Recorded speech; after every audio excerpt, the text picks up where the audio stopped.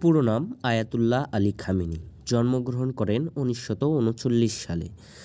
তিনি 1989 সাল থেকে ইরানের সর্বোচ্চ নেতা হিসেবে দায়িত্ব পালন করছেন। এই পদে তিনি রাষ্ট্রপতির চেয়েও বেশি ক্ষমতাশীল। তিনি ইরানের সেনাবাহিনী, বিচার বিভাগ এবং নিরাপত্তা সংস্থাগুলোর উপর পূর্ণ নিয়ন্ত্রণ রাখেন। তার অধীনে রয়েছে রেভলিউশনারি গার্ড এবং নির্বাচনী প্রক্রিয়াও।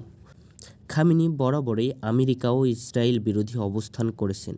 ফিলিস্তিনের প্রতি তার সমর্থন স্পষ্ট এবং তিনি ইসরায়েলকে একটি ক্যান্সার বলে আখ্যা দেন। আন্তর্জাতিকভাবে তিনি রাশিয়া ও চীনের ঘনিষ্ঠ মিত্র। মধ্যপ্রাচ্যে সিরিয়া, হিজবুল্লাহ এবং হুতিদের সঙ্গে তার সম্পর্ক গভীর। খামেনি শুধু ধর্মীয় নেতা নন, তিনি পুরো ইরানের রাজনৈতিক আদর্শিক নিয়ন্ত্রক।